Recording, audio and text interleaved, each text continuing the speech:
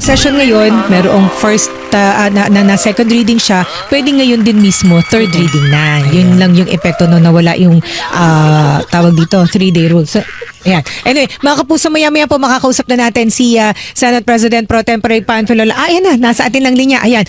Kagad-agad na po, kausapin na natin. Maraming salamat po sa pagpapaunlak, sa pagbibigay ng oras at Happy New Year. Good morning po, Senate President Pro Tempore Panfilo Lacson, sir. Magandang umaga po. Ayan. Happy New Year. Magandang umaga sa atin lahat. Happy New Year po, Senator. Opo, ayan sir. Sir, ang nabanggit na ho namin kanina ni Isa, ang inaantabayanan po ngayong Enero, yung resumption po ng pagdinig ng Senate Blue Ribbon Committee dun sa katiwalian sa flood control project. Of course, alam po na ating mga kababayan, kayo ang chairman ng Blue Ribbon Committee. Sir, kailan na po yung resumption ng pagdinig at mapagtutunan na ho ba itong Cabral Files, so-called Cabral Files, sir? Yeah, January 19, pinagbigay alam ko sa mga kasamahan ko sa majority doon sa aming chat group.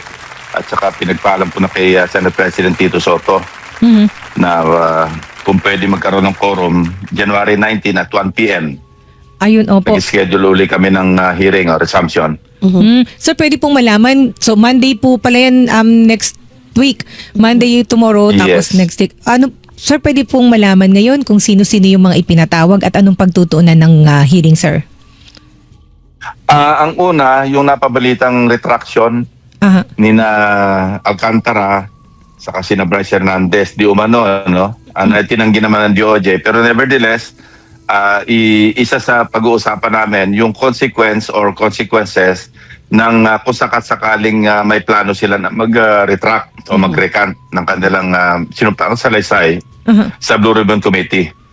Okay. So, pero sir, sa inyo po, kayo po bilang chairman, kayo po dapat ang una makatanggap din, sir, di ba, ng kung meron silang affidavit o recantation, meron hong ganong information sila? Wala.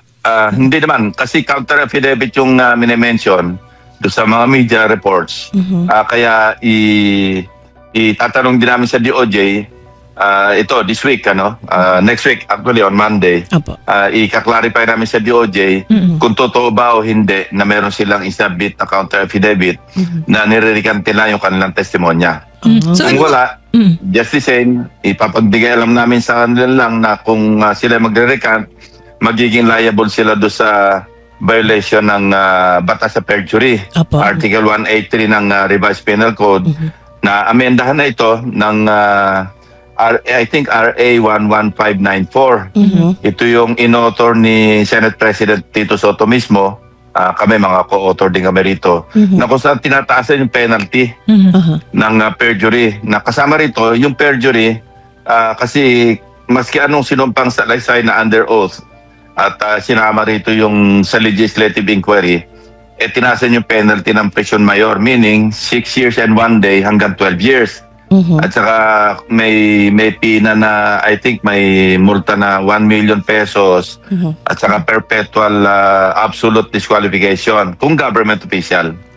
Pero kung so yun, papagbigay lang namin sa kanila yun kung sakali mang sila ay nakapag-counter affidavit or kung may plano sila na mag-recant sa kanilang counter affidavit. Pangalawa, ipopurso namin yung kasi in-invite namin sina Olaybar, sina Bonoan, saka yung iba pa na hindi naman sumipot. So papadala namin sila ng subpoena at kung hindi sila sisipot, i-recommend namin sa Senate President para ma-issue sila ng warrant of arrest ng Senado. Senator Lacson, balikan ko lang yung tungkol kila Henry Alcantara at Bryce Hernandez. Kung totoo po, sakasakali na magre-recant sila or magbabawi ng kanilang mga testimonya, gaano po kabigat yung magiging epekto nito sa nagpapatuloy na investigation sa flood control scandal? Kasi alam naman po natin, mabibigat na mga tao din yung kanilang mga binanggit at mga bintang na kanilang inilahad sa Senate Blue Ribbon Committee, sa Kamara din po at sa iba pang investigasyon. Sila nagdawit sa mga actually sa Senator. Diba? Kasi hindi naman stand-alone yung kanilang testimonya, lalo si Alcantara, pati si Bryce Hernandez at saka si JP Mendoza. Meron dito mga nagko-corroborate na mga circumstantial or mga documentary evidence. Halimbawa, kung may na-implicate silang mga mambabatas, maliwanag naman nasa budget books yung sinabi nila mga items mismo na nakasaad doon kung ano yung mga proyekto na pinanggalingan ng di umano'y mga suhol. So hindi standalone ito. Apo. Hindi parang hindi mamamatay o babagsak yung kaso on the basis of the recantation. Hindi ko alam kung may pinangahawakan pang ibang ebidensya ang DOJ kasi siyempre yung Anti-Money Laundering Council nagsagawa rin ng kanilang sariling pagsisiyasat, pagsasaliksik at katunayan na press nga yung accounts ng ibang mga nabanggit, hindi ba? Kaya kung merong mga money trail, paper trail ng galaw ng pera na nakadikit o merong kinalaman o konektado do sa testimonya nila, consider din ng DOJ yon o ng Ombudsman. Sir, kasi po nakakulong po itong pinag-uusapan natin, nakakulong sa Senado itong sina Henry Alcantara, Bryce Hernandez at JP Mendoza. Sir, ano ba yun? Kailangan hubang suriin din kung sino yung mga bumisita sa kanila sa Senado habang nasa Senado. Mga nakausap. Para ma-analyze din kung halimbawa nga pong mag-recant sila, para matansya bakit sila magbabago ng ihip. Samantalang, so sa uli nga sila Bryce Hernandez po nag-surrender ng mga sasakyan, dalawa. Yes. Tsaka Tapos pera. Alcantara, pera. Yung pa isa, yung mga sinoli nila, nagpapatotoo na meron silang inaamin na ninakaw nila, di ba? Na quote unquote. Kaya kasama rin yun sa mga ebidensya na sinasabi ko na pwedeng gamitin laban sa kanila o laban doon sa mga in-implicate nila. May record naman kung sino yung mga dumalaw, pero madali naman makipag-ugnayan sa kanila. Alam mo, lawyer to lawyer lang, pwede naman mag-usap Kung meron mga, I'm sure meron plano talaga yung mga isinangkot para kausapin itong mga, sabihin natin mga primary na mga witnesses na nag-implicate sa kanila. So hindi nakakapagtaka kung kinakausap sila through their lawyers ng mga yung lawyers naman o nung sinasangkot nila. Hindi na nakakapagtaka yun. Apo.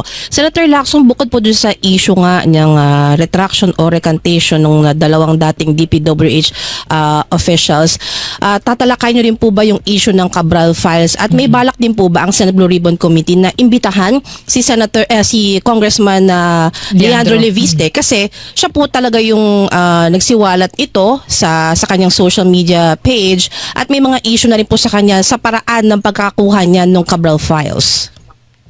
Yes, iniisip ko talaga imbitahan siya. No? Hindi naman pwede siyang pilitin kung ayaw niya magpunta. Kung willing siya, papadala namin ng letter tulad ng ginawa namin kina Speaker Romualdez at saka doon sa mga ibang mga congressmen na nabanggit, yung 17 no, na hindi naman sila nagpunta. So, imbitahan siya, impormahan namin siya na kung gusto niya i-share sa Blue Ribbon Committee kung ano man yung dokumentong meron siya, welcome siya na mag-attend do sa aming pagdinig. Hindi lamang yon sa Cabral files, kasi within next week, no, may schedule akong makipagkita do sa isa sa mga lawyers ni Undersecretary Cabral. Wala pang petsa ito pero meron na kaming pag-uugnayan na magkikita kami kasi meron din akong gustong i-clarify tungkol sa mga allocables, tungkol do sa lalo na do sa December 27, 2024 na SARO ng mga flood control projects at saka mga ibang infrastructure projects kasi yung dokumento na yon i-turn over sa akin yon through a common friend nung lawyer ni Undersecretary Cabral. Maliwanag naman doon na alam mo hinabol yun kasi 2024 at doon sa listahan 50 billion yun lahat ang program appropriations nang galing. Apo. Ang pinaghugutan noong 50 billion pesos na release no ng December 27 I think 2024. At 30 billion doon sa 50 billion na yon flood control projects at napakarami sa listahan na yon validate namin na ghost projects. So gusto namin clarify din sa DBM at saka sa Office of the Executive Secretary kung paano ba yung flow o paano nangyari na halos matatapos na yung taon ng 2024, nag-release pa ng SARO at nanggaling saan program appropriations na kung saan infrastructure projects. Kaya nga ito yung isang dahilan kung bakit yung bicameral conference, yung at least yung Senate panel, insist talaga nila o insist namin ng Senado na tapyasin ng gusto Opo. o talagang higpitan yung unprogrammed appropriations. Kaya napakalimitado, naging very limited yung mga items na nakalista under the unprogrammed appropriations. Nilimit lang ito sa yung yung foreign assistance project at saka dun sa revised AFP modernization at saka yung isa pa yung sa risk management, ano. Yung iba binito pa nga ni Pangulo, Opo. yung iba yung sa cars, yung sa race, Opo. at saka ibang items kasi at saka yung isang yung sa government support o yung counterpart fund ba yan? I'm not sure which is which, ano. Pero ang naiwan na nga lang, di ba, may nobito na 92 billion dito. Opo. Bali, 7 items po yata yung sa unprogrammed appropriations na tinanggal. 3 na lang yung natira. Kasi pinag-usapan namin talaga yan sa caucus nung nag-caucus kami, nung majority caucus namin, na talagang bantayang mabuti ng aming panel yung sa bicameral conference kasi tiyak na may haggling dyan So, ganun pa man, meron pa rin talagang sabihin natin na makakalusot o nakalusot Yes, sir. na hindi sang-ayon doon sa aming napag-usapan. Kaya ang ginawa na lang ng Senate, in-insist namin na lagyan ng mga safety nets o kaya safeguards sa pamamagitan ng general provisions at saka ng special provisions. Opo. Senator, yung pong Cabral Files, kasi may mga na-release po mula bisperas ng Pasko hanggang sa mga sumunod na araw, pinost ni Congressman Leandro Leviste yung sabi niya listahan ng mga projects, o listahan ng mga pondo para sa kada distrito. Sir, yung tinutukoy niyang Cabral Files at yung may issue pa po kung pinuwersa niya bang kinuha mula sa DPWH o hindi, pareho po ba nung hawak ninyo, sir? May mga similarities, may mga pareho doon sa listahan, ano. Kasi kasi sa akin naman galing din sa ano yun sa abogado ni Undersecretary Cabral, yung iba nanggaling din sa DPWH. Yung aming files. So, kaya may mga nagkakapareho doon. Sa mga allocables halos pareho actually. Yung Pero nabanggit ko na may mga nasingit doon na hindi naman mababatas, yung House leadership, Opo. tapos Cabinet yung members. listahan ng mga cabinet members, halos pareho doon. Opo, Hindi sir. naman magkakaiba kasi ang source isa lang Yes, opo. Ang nagpe-prepare kasi ng allocable si late Undersecretary Cabral at saka si Bonoan. dating Secretary Bonoan. So hindi magkakaiba yon, magkakapareho yon. Pero Senator Lacson, sino po yung 5 cabinet secretaries na sinasabing Pwede naman pangalanan ni sir. sa allocables po? I'd rather not name them, ano, kasi unofficial yung dokumento na binigay sa akin nung turnover nung lawyer ni Undersecretary Cabral nung nag-meet kami just after na-implicate siya na Undersecretary Bernardo. Pero sir, may binanggit po kayo na may initials na ES, then may binanggit din po si Congressman Na SAP. Leviste na SAP. Pareho din ho ba yung inyong information dun, sir?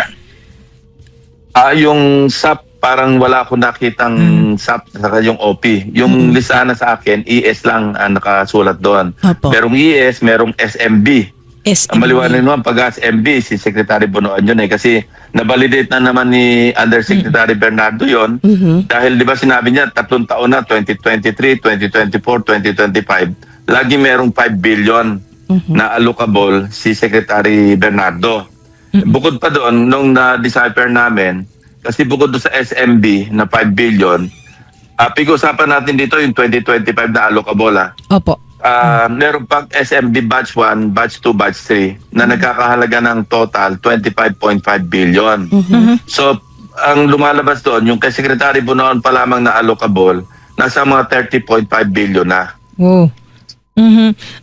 So sir, yung pong kung based po ba yun, sir, yung sa allocables, based po dun sa Cabral Files. So sir, sa inyo pong pag-aanalisa sa nahawakan niyong Cabral Files, magagamit po ba ito para makapagsampa ng kaso laban dun sa mga cabinet members at iba pang nakalista doon, sir?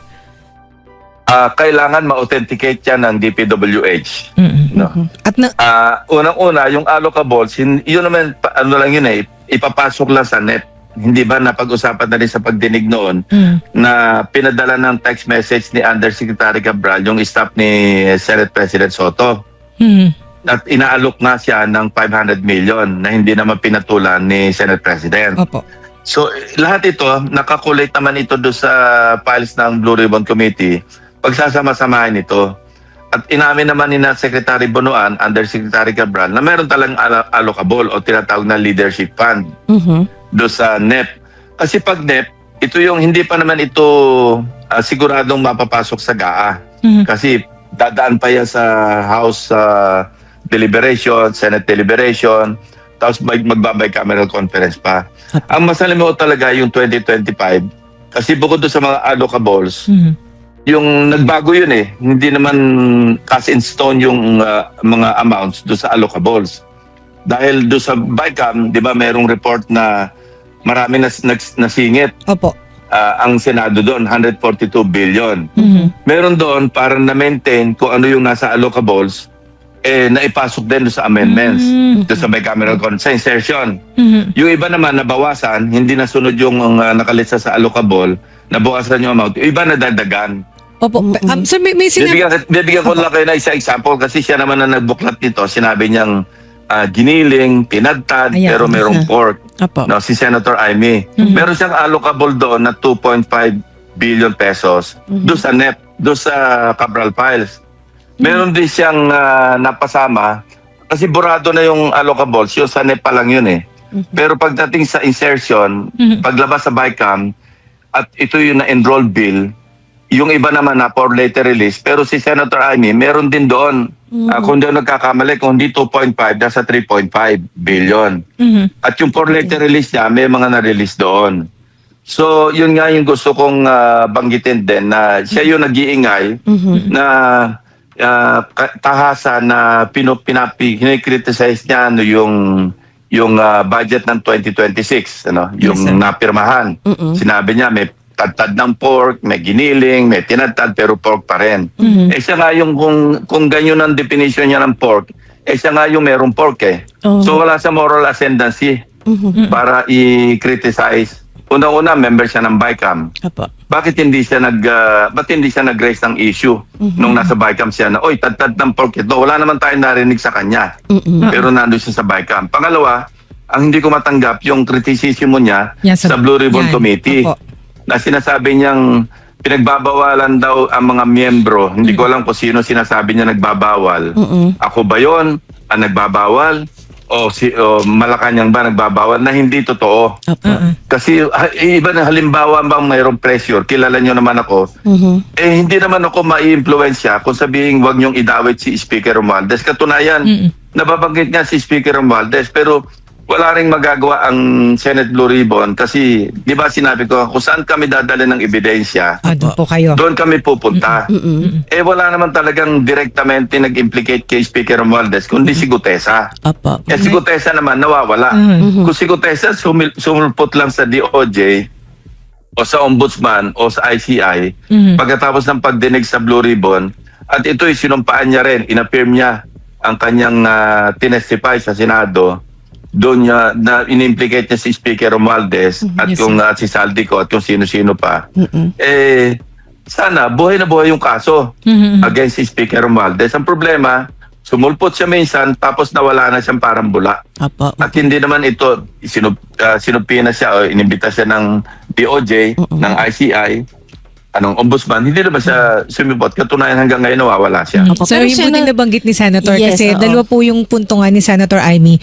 Number one is yung sa Blue Ribbon Committee na binawalan daw sila na magtanong Mag-ungkat ng o mag-ungkat ng mga involvement, involvement ni Romualdez at ng iba pang matataas na opisyal sa Malacanang. Tapos yung sa budget na naginiling budget. So yung sa Blue Ribbon hearing, ang intindi ko ho dun sa mga sinabi niya doon po sa kanyang vlog ay napipigilan sila sa pagtatanong dahil sasabihin, 10 minutes ka na o wala ka ng oras.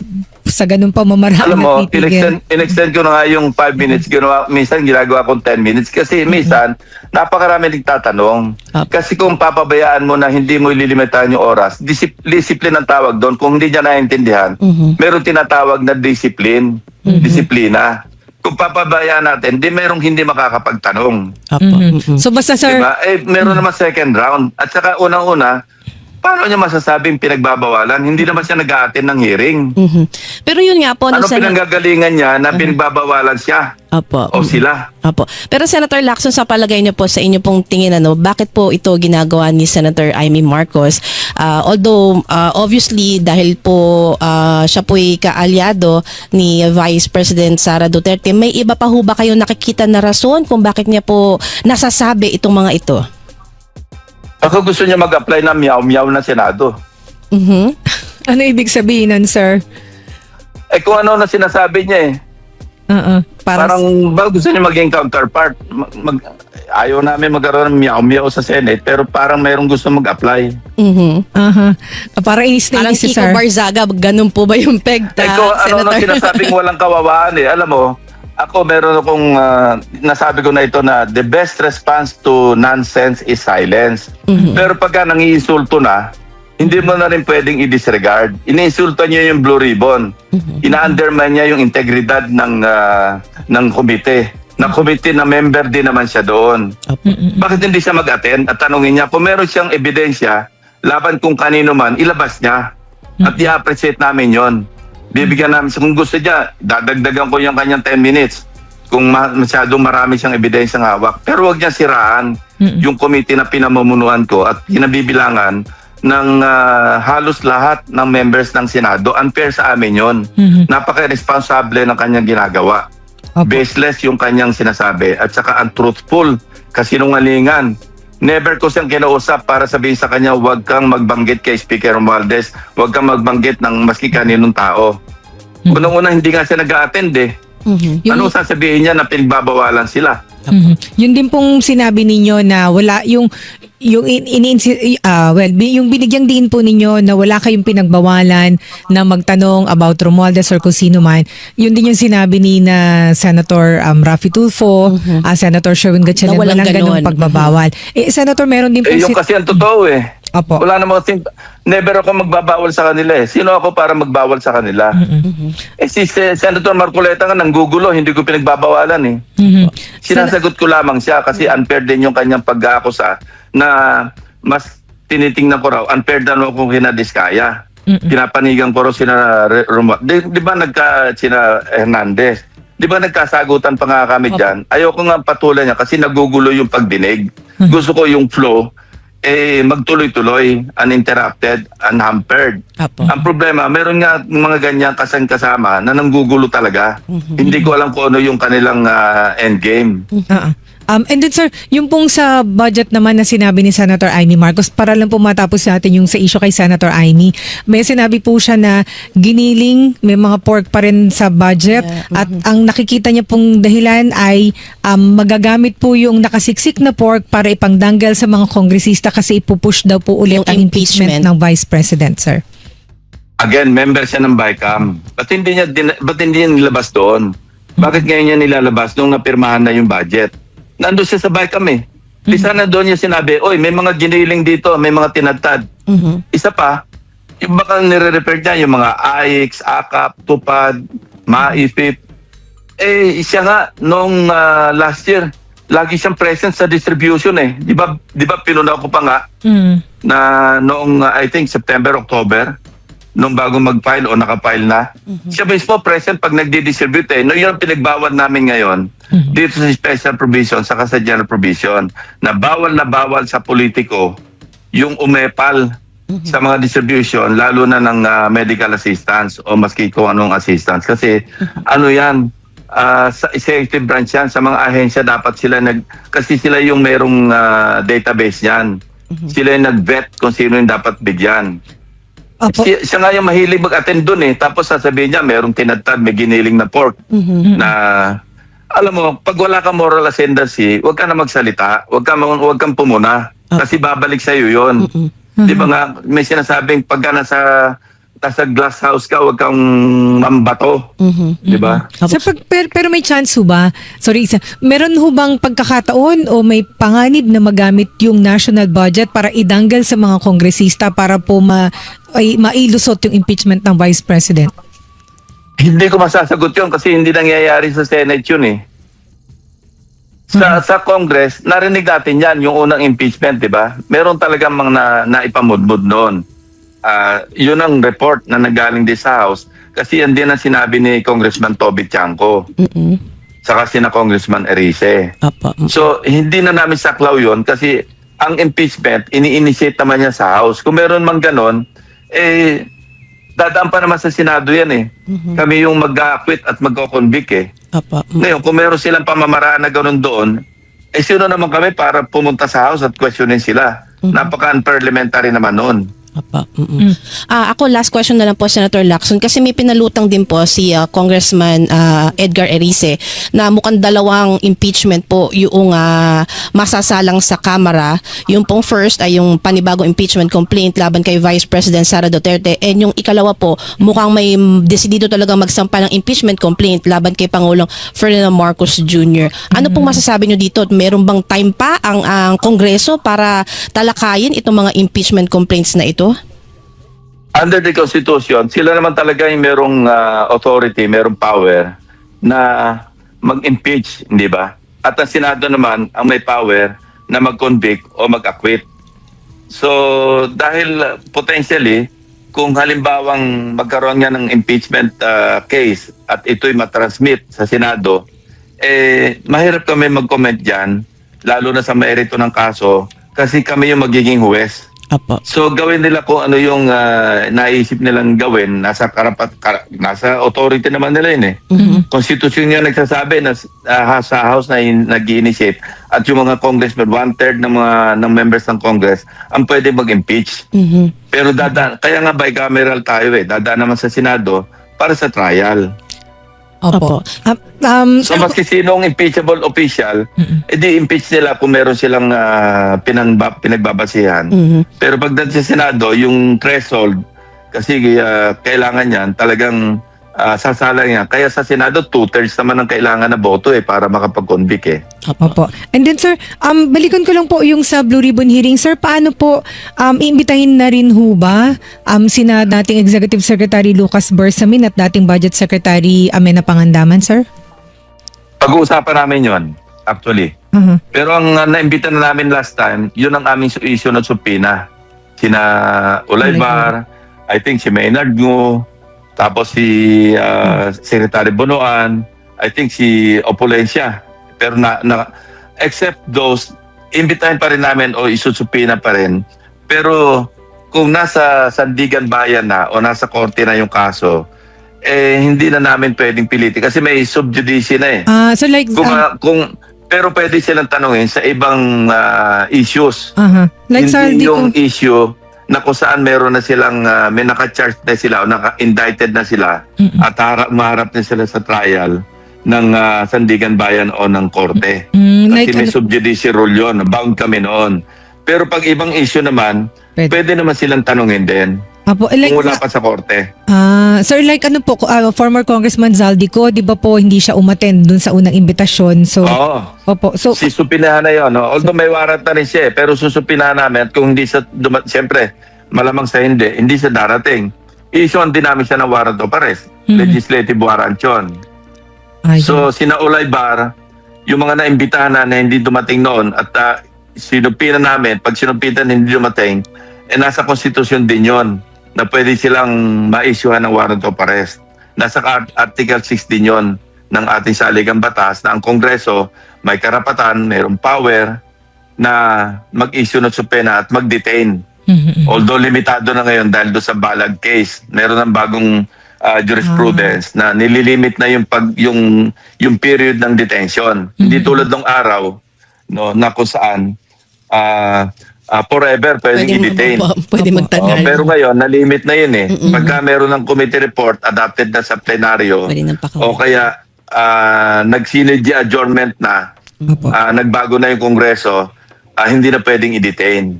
Yun ang naging limitasyon ng power ng Kongreso na mag-detain ng kanilang na-issue na warrant para sa mga nako-contempt. Ayun, opo. Ayan. Marcos, hindi nyo po pinirmahan ang budget na ito at inilarawan nyo po siya na giniling budget. But you have Senate President Tito Soto describing this as one of the cleanest budgets ever. Ay nako, marami akong comment, ayoko makipag-disagree, ano? Pero the reality is, the claim that it's the cleanest is prone to challenge. It's certainly the sneakiest.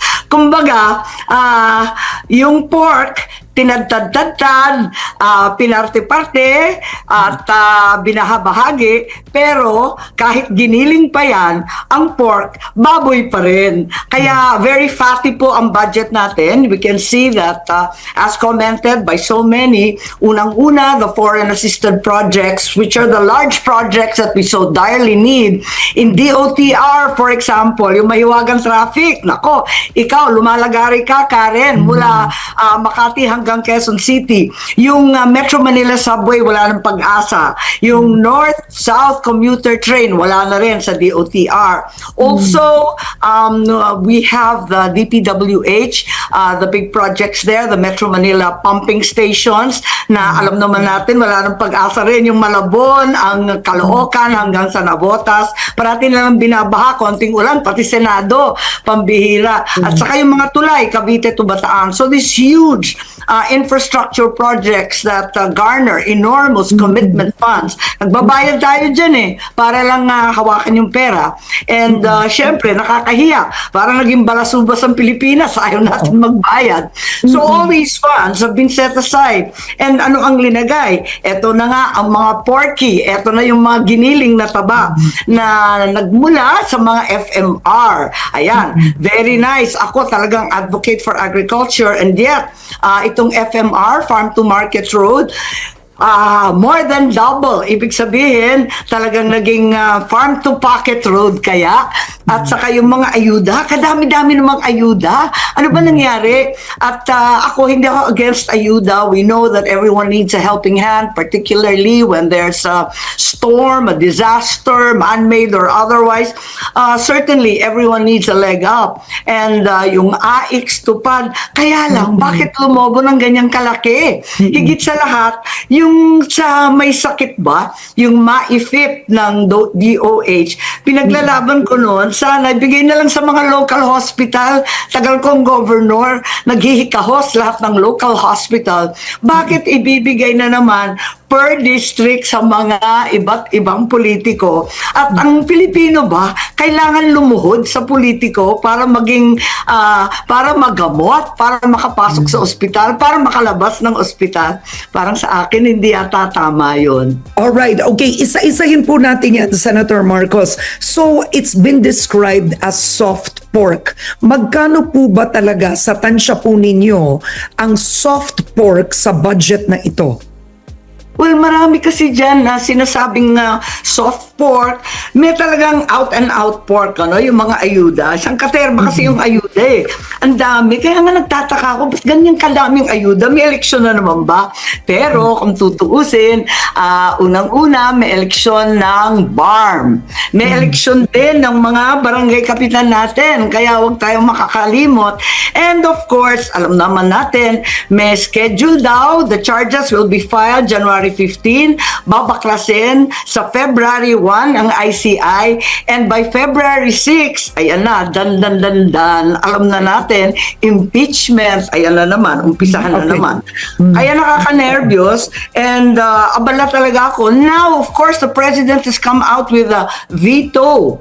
A veto na kahapon. I don't have the gory details, but from what I gather, these are vetoes only to do with the unprogrammed. Maraming nagtatanong sa akin, ano ba yung unprogrammed na yan? Parating pinag-uusapan. Yung unprogrammed, kumbaga sa household, kapag nakachamba ka, nakapagtipid ka, nakadali ka ng murang bigas, pag may savings ka, o yung anak mo, o at least hindi na nagastosan, nagka-scholar, ayun. Yun ang ating unprogrammed. Kumbaga, nagkaroon ka ng extra income. So in truth and in fact, the unprogrammed funds items are not a part of the 6.8 trillion budget. They're Yeah. not a part of the budget kasi wala pang pera yan eh. So, in fact, yung veto is no veto at all because not a single of the line items and programs and projects has been vetoed. Unprogrammed lang. Nakakatawa pa nga yung Kumbaga, it unprogrammed- does not exist yet. That's the best Wala. way to put it. It does not Tama. exist. Correct. Wala pang datung. Wala pang Yeah, savings. Yun, just in case makachamba tayo. Ayun, parang ganun. Kaso ngayon, ang nakakatawa, yung nakita ko, yung assistance to government-controlled and owned corporations, kung tutuusin, bakit tatanggalin yun? There's no need to veto that. Dahil that's just an accounting effort. It's from one government corporation to the national government. Parang iba lang sa listahan. Ilipat mo lang yun eh. Ba't mo i-veto yun? Accounting error lang yan. Kumbaga, accounting magic lang yan. Oo. The same has to do also with the DTI CARS program. That's our automotive effort under the DTI. May utang tayo dyan sa Toyota at iba pang investor. And the utang is a tax incentive. So once again, there's no cash outlay. There's no Yeah. need to veto because all you're doing is writing down, teka, they are qualified to get the following incentives. So, nag-aalangan ako sa veto, nakakatawa eh. So are you saying this is just for show? These are token vetoes? Well, I'm just saying that there are no veto at all. Nothing was vetoed among the pork giniling. Kompleto yung giniling natin. Andyan pa rin yung farm to market program, the completely untested school building program, which as you know in the past, talaga naman 22 classrooms lang sa isang taon. Bakit ka Under the mag-i-carry them? DPWH. Oo, Oo. tapos bibigyan mo ng 85 billion. Nagulat naman ako. Sabi ko nga, hindi ba dapat i-pilot muna yan? Tapos pag tinignan mo yung listahan ng mga, hindi ko naman minamaliit, pag tinignan mo yung listahan ng mga NGO at yung iba pa, parang yung iba affiliated sa politiko, wala naman experience sa pagpapatayo ng anuman school building. Nakaka-nervyos dapat i-pilot muna. Sa akin lang Okay. Now, Senator Marcos, you actually sat at the BICAM and you were quite active at the BICAM. So, isa-isahin natin, no? Because inisa-isa po ninyo itong soft pork na nagsitaasan po siya. I want to read it for the audience. This is what has been described as bloated aid. Yung AIC 63.9 billion pesos na, ang MAIF, ito ang Medical Assistance Fund, 51.6 billion pesos na, ang tupad is 22.4 billion pesos na. During the BICAM, what made it very difficult for you and other senators to lower, I think, the amount of these soft pork projects? Sino po ang hindi pumayag? sabihin ko ang totoo, parang mag-isa lang ako doon. Ang Okay. totoo, Bongo came to join us for the minority. After a while, ayaw na niya. Nag-give up na siya. Unang-una, puyat na kami. And secondly, we're clearly outvoted. There was a real effort on the part of both Congresswoman Swansing and Senator Gatchalian to make it transparent, to put it online, to have live streaming, etc. Pero ang totoo, kung nanood kayo, di ba napakahaba I did. ng mga suspension, postponement, bulungan, papatayin muna yung live stream, ang tagal-tagal, at walang katapusan yung pagte-telephone. Ang daming tumatawag, orders from on high ba yun? And we were always aghast when they came back. There was already some kind of an agreement. And as much as I was jumping up and down, protesting, that we don't need all this repeat. For example, napaka-redundant ng presidential assistance to farmers, 10 billion. It came out of nowhere. Sumulpot lang yan sa BICAM. Huwag nilang sasabihin walang insertion sa BICAM. Dahil wala talaga yan sa original budget. Ang usapan namin, yung AIX na lang, yun ang talagang tutulong. Whether disaster, agricultural at iba pa. Bakit meron na naman bago? Nagdoble-doble na, magiging magulo. At anong listahan na naman ang ibibigay dyan? Kapag agricultural, rice farmer lang ba yan sa RSBS? O paano yung fisher folk na mas mahirap pa? Magulo. And then they added pa eto nga, yung AIX na sa BICAM, naging 64 billion Yes, from a tumaas. 27. Tumaas. Yeah. Oo, tumaas. More than double. Kaya, 250% nagulat ako. Sabi Yeah. ko, ako ang promotor ng AIX kasi malaking tulong. Pero, eto na naman tayo. Saan na naman mapupunta yan? Kasi nagamit yan sa politika. Kaya napipilitan ka tuloy to become very malicious. Because it was used in the last election. Is it going to be used once again in the coming elections as well as the impeachment? Okay, so are you seeing this- this way? Senator Marcos, are you seeing this as a concession being made by President Marcos Jr. for legislators in the lower house? Are you seeing this as a concession? Well, given the extraordinary, humongous amounts, we are compelled to think twice. Bakit kaya? Samantalang, ang direly needed natin ng mga infrastruktura, yung subway na yan, yung mga Yeah. tren, yung ating ports, ang airports, all the things we need for tourism and trade, all of that is not being put in place. In fact, we are gouging our government corporations, ang PDIC, ayan na, yung PhilHealth, GSIS, SSS, nako talaga naman yung Land Bank at DBP na nanagilid na sa flood control loans. Lahat yan, we are gouging with their, anong sinasabi nila, malalaking reserve. Paano ba to?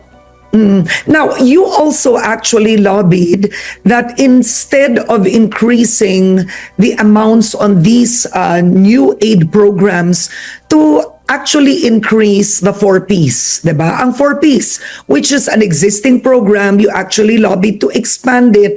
Pero it seems ang 4Ps, tama po ba, bumaba ang amount at hindi tumaas? Yes, kinaltasan last year ang 4Ps. Ako may hawak noon. 50 billion. Talaga naman, dead or alive. Inaasahan niyan ng 11 million, 11 million recipients.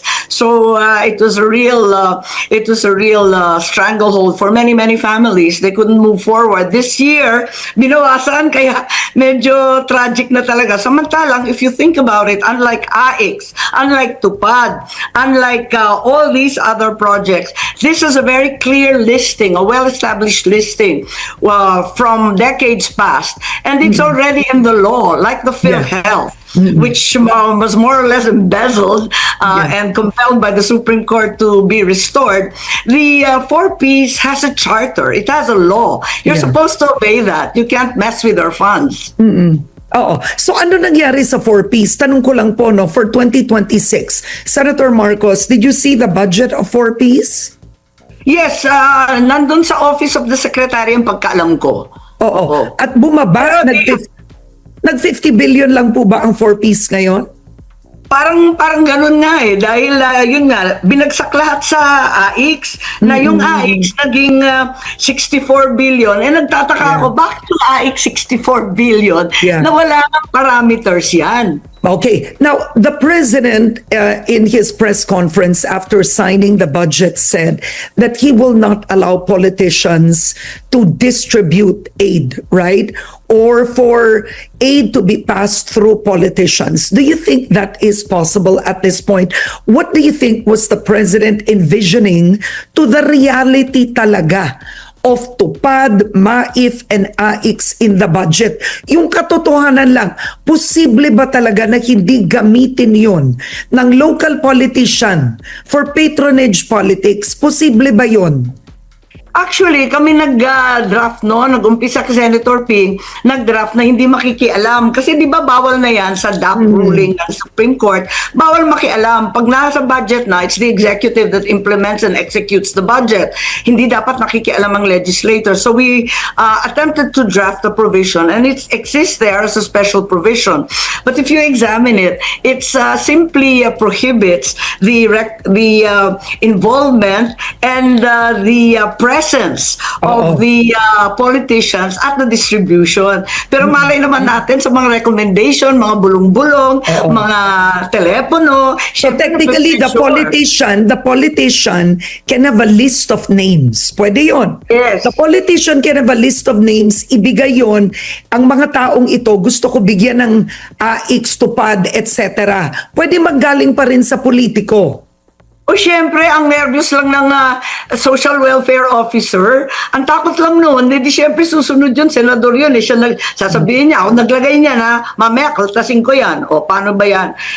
Tapos, ang drama, hindi ka a-appear doon sa distribution.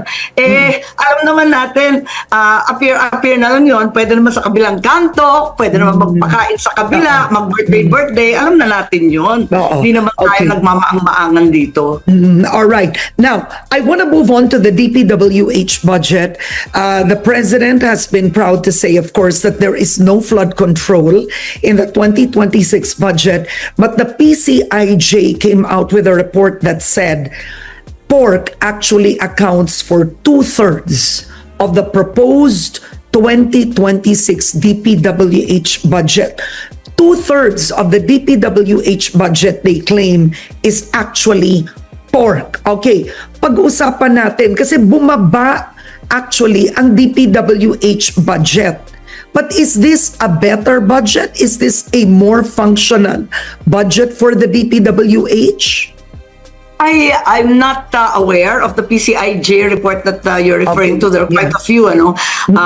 Pero sa akin, nung umpisa, di ba kinaltasan ng 255 billion ang DPWH? Nung umpisa, ayun ang marching order. At ang matinding sinabi, tanggalin lahat ng flood control and also halve all the unit costs of materials and quantities. So, ang nangyari, we took out the 255 billion, but Secretary Dizon changed his mind. Ano ba yun? And clearly, first of all, I'm not against flood control. I am against Corakot flood control. Yan talaga hindi pwede. Because we need- Yes, because we need we flood need it. control. Yeah. Pero yung matinong flood control, katulad nga nung foreign assisted na pumping station ng Metro Manila, konting ulan bimabaha na sa Metro Manila. Alam naman natin yun. So, why are we banning all that? That's madness. Ang dapat i-ban at i-prosecute yung mga nangurakot. Ikalawa, itong sinabi kasi ni Secretary Dizon na lahat ng DPWH ay corrupt at siya daw ay makakapaghati ng lahat ng unit cost na pakamot ako ng ulo because we all know that prices are rising hugely and quickly, and where this halving, for example, of steel, of cement, all the materials necessary is curious. Syempre may overprice, may overdesign para i-justify yung mga kickback. But having said that, 50% across the board is huge, particularly, for example, for bridges. Yung mga tulay natin, syempre, puro bakal yan. Paano matatitipirin yan? Ang takot mo lang. So, how would you describe it now? Because I know you haven't seen this particular report, but the PCIJ claims that 400 billion pesos of the total DPWH budget is in what they describe as allocables. Kumbaga, naka-pork siya, proponents are legislators suggesting certain projects in their districts. Yes, that's correct. Eto nga, ang problema dyan, there's something called the NEP, the original budget submitted by the President, where he states all his flagship, landmark, important, big projects, very frequently with foreign grants, foreign loans, and other commitments. Parating may ganun, yung President's budget, yung NEP. Pagkatapos nun, eto na, magbibigayan na kami ng request, which is okay, kasi talaga naman yan ang trabaho mo as a district representative. Okay. You're supposed to collate everyone's request. Lahat naman nagre-request. Mayor, governor, congressman. Ako, ang dami-daming request sa akin. Dahil akala ako yung kapatid at malakas. Hindi lang nila alam ako yung kontrabida. Kaya eto nga. Marami kaming request. In-endorse lang namin sa Public Works. Bahala na sila mag-decide. Ang problema, nagiging pag-aari ng distrito ang mga project na iba. Ito ang hindi tama. Kung bakit nagiging pag-aari at nagiging allocable. Yeah. Yung allocable, yung dinagdag nila. Yung president's budget, ginagawa na rin nilang allocable. Ibig sabihin, kaya nilang tirahin at hihingi ng komisyon, pagkatapos pipiliin yung contractor, tapos kung ano-anong gagawin sa implementation sa mga barangay na type nila.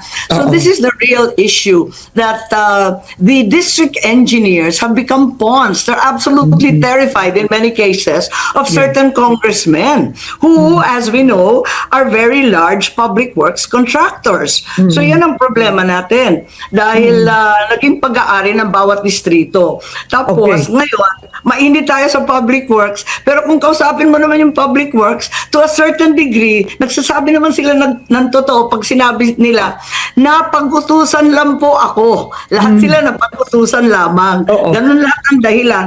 On a certain level, totoo naman napag-utusan sila at yung mga contractor. Okay, Senator Marcos, naibalik po ba sa DPWH budget yung request ni Secretary Vince Dizon to reinstate the 250 billion?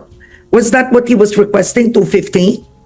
Yes, he wanted to put it back, and a certain amount was restored, and what was not restored was put here and there. So, ito nga, that's what I mean by a sneaky budget, at yan ang ibig ko sabihin ng pork giniling, kasi napunta sa iba't iba, at alam naman natin yan. Okay. Now, would you describe this budget after seeing it? Because we're talking about the last 2 years of this administration, of President Marcos Jr., and people are still looking for a legacy project. Duterte had build, build, build, and when Marcos Jr. came in, he said it would be BBM, build better more. Now, let's be objective. Is this a budget that would reflect a build better more? That when President Marcos Jr. leaves office, he actually has something to show for, something solid. Does this budget reflect that? Yun na nga ang aking problema, that this is not a developmental budget. There are no investments to the future. It's very much a political election year budget, which mystifies me because there's no national election upcoming. What the heck is this for? That's my question. I am totally perplexed by what's going on. I understand that there's a very draconian timeline already established that by January 15, as I said earlier, 3 senators and 3 congressmen are going to be charged. Thereafter, February 1, the ICI will be disbanded. Kung sa bagay, nag-resign na sila. Wala pang lumalabas na ulat na maliwanag at sangkatutak na listahan, turuan at pagdi-deny ang naabutan natin. And thereafter, February 6 is the magic date that allows a new impeachment to be filed. As a matter of fact, many of the lower houses representatives have come to us, have been asking the advice and counsel of the senators regarding the change of leadership, because there is a sense that the speaker may be too kind, may be too soft, and that Boji may be unable to generate the votes necessary for an impeachment. All right. So let's start with that right now. No, the flood control hearings. The administration has promised na may makukulong na big fish by December 15. They gave that date and nothing happened. People were disappointed. And number 2, among the names mentioned, you have former House Speaker Martin Romualdez, who, of course, Senator Ping Lacson said the original sin starts really with the pork coming from the lower house insertions that are made. But you don't have former Speaker Martin Romualdez in any of the names that are mentioned really for cases to be filed. I want to ask first your point of view on that. What do you think of former Speaker Martin Romualdez? Do you think charges will actually be filed against him, or is this administration out to protect him? Well, it seems apparent. Ang sabi mo, dinideny nila o hindi linilista si Martin, yung aking pinsang buo, nakakaloka talaga, si Bonjing. Si Bonjing, hindi naman binabanggit. In addition to that, aside from the fact that they're somehow forgetting his name, there have also been very fervid denials that there is any direct link daw. Wala raw koneksyon. Napapakamot na naman ako ng ulo sa mga statement ng mga Rimulya. In-interview mo, nakinig naman ako. Sabi ko nga, talaga naman guilty as sin naman. Nagmula naman talaga dyan. So I'm wondering why this is occurring.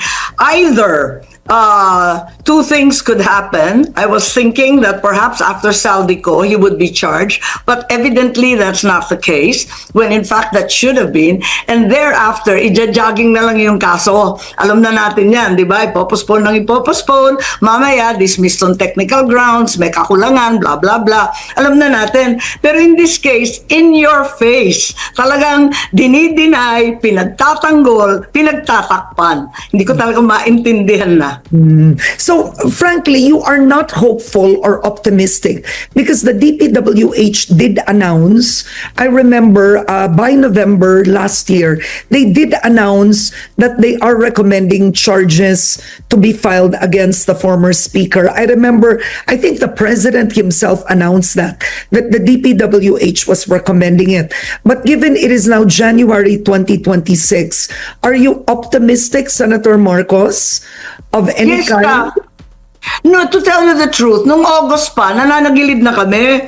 Paano nag-umpisa si Chairman Marcoleta, mga backup kami doon sa Blue Ribbon, and we started investigating this flood control mess. And then we brought up the subjects of the unprogrammed, the 800 billion, pinakamalaking kitty ng DBM, the DPWH, and of course, all the insertions that magically appeared during the BICAM or the small BICAM in 2025. You will recall I never signed the 2025 budget either. And as a matter of fact, made a privileged speech in December 6 of 2024 urging E.S. Bersamin at that time and Secretary Amina, huwag papirmahin ang kapatid ko dyan, dadali tayo dyan. So you Palpak yan. you advised that? You told Ay, sinabi ko, Secretary Mina Pangandama noon? Hindi, tumayo ako. May privilege speech ako doon. Talaga sinabi ko, huwag ninyo papayagan at patay tayo dito. Talagang kalokohan to. At yung mga infrastructure